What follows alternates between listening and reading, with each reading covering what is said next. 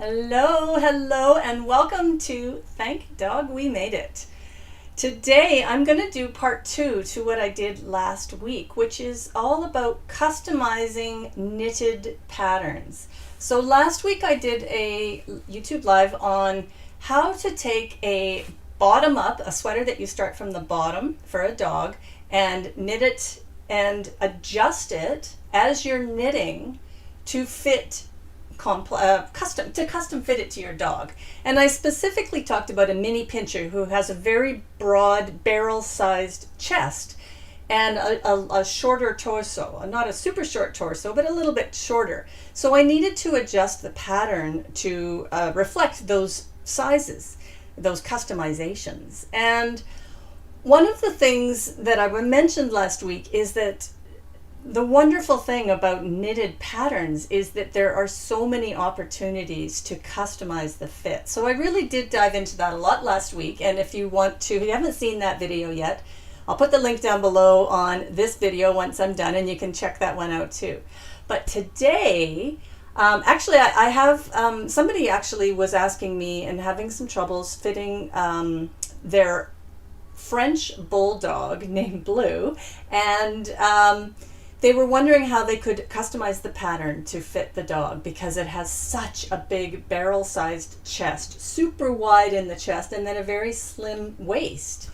And so what I wanted to go through today is looking at a Raglan sweater, which is a sweater that I'll show you, and I'm going to show you on my, oops-a-daisy, there goes my camera. I'm going to show you on my overhead camera what the Raglan sweater looks like if you're not familiar. But this particular sweater is top down. And so it does make, it's a totally different approach to knitting the sweater for the dog. And also with the Raglan sweater, what you're doing is as you were working, it's worked in the round, and as you're working in the round, you are also constantly increasing your stitches so that it gets wider and wider. So that's the basic pattern. But when we look at it for the French Bulldog, we have to do some adaptations.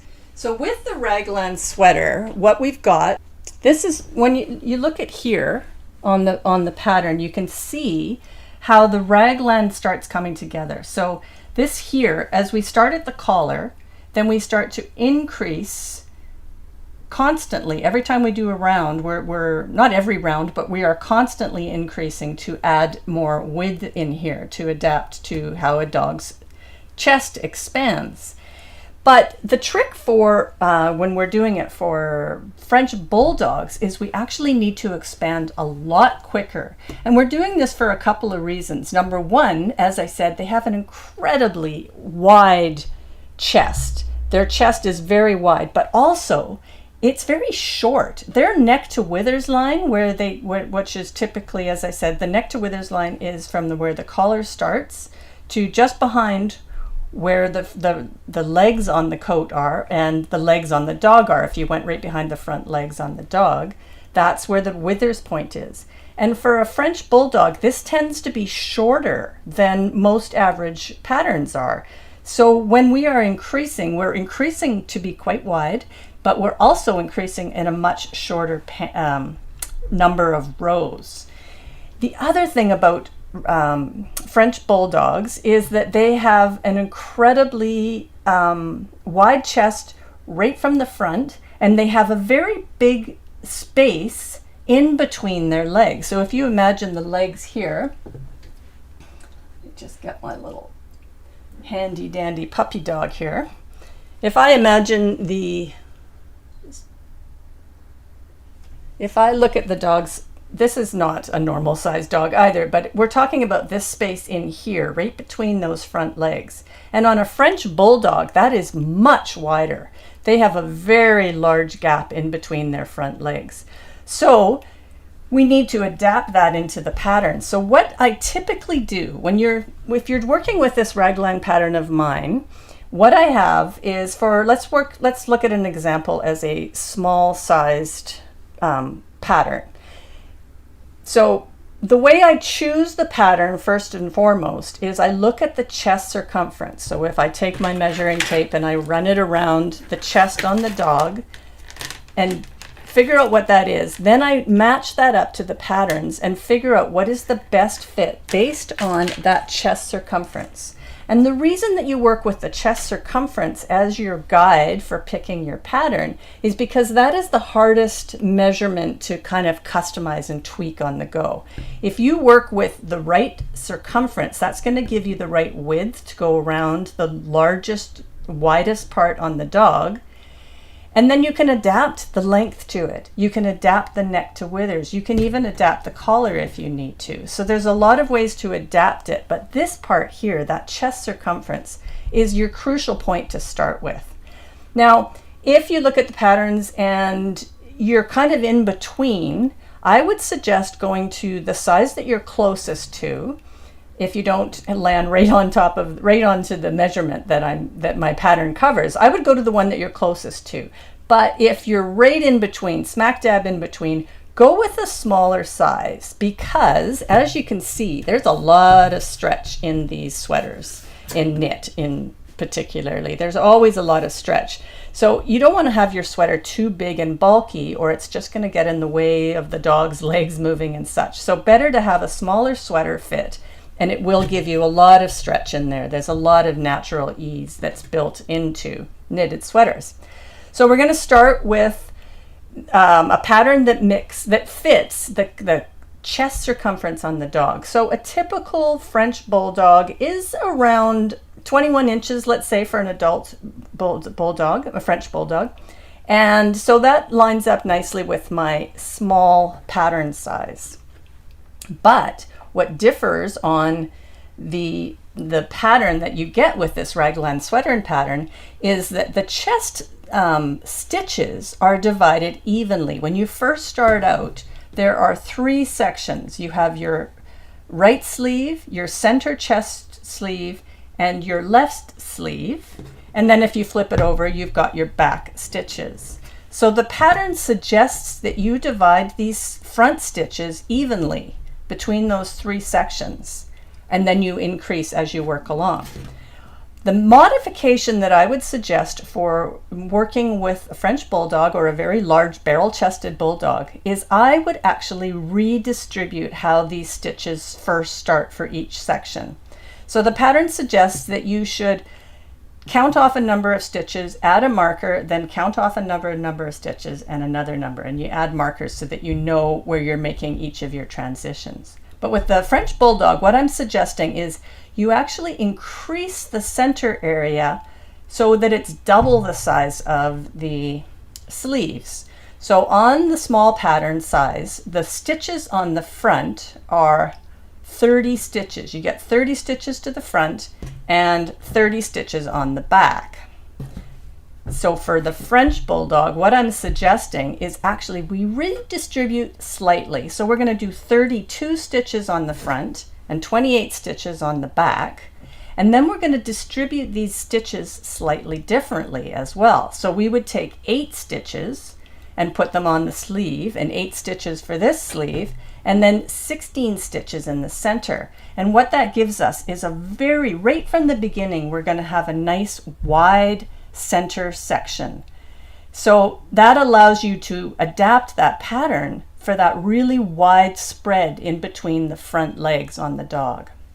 The other thing that you're going to do that's changing from my pattern for this sweater is the way that the pattern goes. It goes row 1 increase, row 2 is just a straight knit, no increases whatsoever. Row 3, you're only increasing in the sleeves. Row 4 is just a straight knit. Row 5 is no increases whatsoever. But as I said, with the French Bulldogs, they have a much shorter neck to withers, which means that this portion from the neck to from behind where the sleeves join, or where the sleeves end really, where this part of the sleeve is, that portion here is going to be much shorter on a French Bulldog.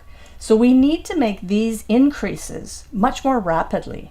So what I would do to adapt the pattern is I would actually, instead of increasing, as I said, the first row you increase all stitches, all sections, legs, front, chest section, both legs, and the back. And then on the second was a straight knit. The third, you only increase on the legs. But what I'm suggesting for the Bulldog, a French Bulldog, is that every second, every odd row, so number 1, number 3, number 5, etc., you're going to do an increase row. And what that does is it increases your stitches really rapidly so that you can adapt to go to the maximum amount of stitches that you need for the small in a much shorter number of rows. So to show you the math on this, or to tell you the math, in the pattern for the small, we start off with 60 stitches around the collar, and we want to go up to 144 stitches by the time we stop here, where the sleeves, underneath the sleeves. And so to get the 144 stitches in a shorter period of time, we need to reduce that number of rows that we're going to do. And you can actually just do this with math. And one little cheat, one little trick is if you are using any kind of an AI program like ChatGPT, you can actually ask ChatGPT to do some of this math for you. But the math concept is that in the pattern, I've got, okay, so let's back up. The gauge for this sweater is 8 stitches, so 8 stitches across and 12 rows. You're going to have a 2 by 2 inch square. So the gauge is 8 stitches, 12 rows equals 2 inches. So you take that math and you know that you have a shorter neck to withers, and you use that math to determine how many rows you're going to need to do to get to a shorter neck to withers. So I know I'm kind of talking really in a lot of details, but what I'll do is I'll put these details down below and how you create this concept. But if I was going to adapt my small sweater for the French Bulldog, from here to here is 6.5 inches. But a French Bulldog is typically, that neck to withers length is actually about around 5 inches, 5.5. But we're looking at 1.5 inches shorter. So what you do is you just simply do that math to figure out how to get to 144 stitches, which is the full number of stitches that you will get to once you've added all these increases, but you want to do that quicker. So what it ends up being for the small is I want to do this number, this number of rows from here to here is actually 42 rows on the small, but I'm going to shorten that so that I get a quicker increase. I'm going to shorten that to 34 rows. And what that gives me is the increase that allows me to get to that 144 stitches really quickly and at a shorter period of rows, shorter number of rows. So that takes care of, that's actually the most complex part of this whole pattern overview, because this is where you're increasing. So you're constantly adding new stitches, you're counting, which does make it a little bit more complex, and you are adapting the pattern to allow for this really wide distance between the front legs. So that is the more complex portion of the pattern. The next part of this pattern, let's call it phase 2, is the belly section. So that's just this section from here to here. Now the thing that you would want to do to adapt the sweater pattern for a French Bulldog in this particular pattern is that you're going to taper this in a little bit. You're going to decrease over this period from this row here underneath the sleeves to where the belly band ends. You're going to taper that in a little bit. And you're just going to taper it in at the edge of the belly. So that really is fairly simple math. You're just going to be taking the measurement for your belly length, which is from where the underneath that sleeve to where you want the belly of the band of the coat, or the sweater in this case, to end. Now keep in mind here, when you are knitting for a dog, you don't want to have that belly area too low down, otherwise they might pee on their sweater, which you really don't want. But you are going to reduce the number of rows, and you're also, sorry, not reducing the number of rows, you're keeping the number of rows, but you're reducing the number of stitches as you work through this section. So that part's fairly simple, and typically on for the small size pattern, for a French dog, I would probably decrease from the width here. Remember, the circumference is likely should, because you've chose the right pattern, that is going to match the widest point of your dog's chest. But it does taper down. So as you decrease, you want to measure that section around the slimmer portion of the waist and determine how much less you want to decrease that area. So again, you're going to use your gauge, which is 8 stitches to a 2-inch width. So 8 stitches equals 2 inches, and let's say you want to taper it down by 1 inch, then that would mean over this portion from underneath the arms to the bottom of the belly band, you are going to decrease it by 1 inch. 8 stitches equals 2 inches, so 4 stitches equals 1 inch. So over this portion, you're going to gradually just decrease by knitting 2 stitches together, really simple, at each side of the belly. So I would knit 2 stitches together here and 2 stitches together here, and I would do that just nearer the end of the belly, and 2 stitches, so I'm reducing by 4 stitches total. So there's not a lot going on there, but you are decreasing this by 1 inch by reducing it in 4. The last portion of the sweater that I want to show you is this section down here, which is called the back length. And that is, we're going to measure that. I'll flip it over. That measurement is from the collar. When you do the measurement, when you are measuring your dogs and you follow my measurement charts, you're going to measure from where the collar starts to where the tail starts on the dog. So that full back measurement is how long you are going to knit your sweater. So in the instructions, they're going to tell you to knit and just continue to knit down here until you get, I guess it probably is a little better on this side, until you get to 2 inches. The instructions will tell you this, but you're doing it so it's about 2 inches shorter than your full body back length. That's when you're going to start to add a little bit of a decrease. So you do there are instructions to tell you to decrease.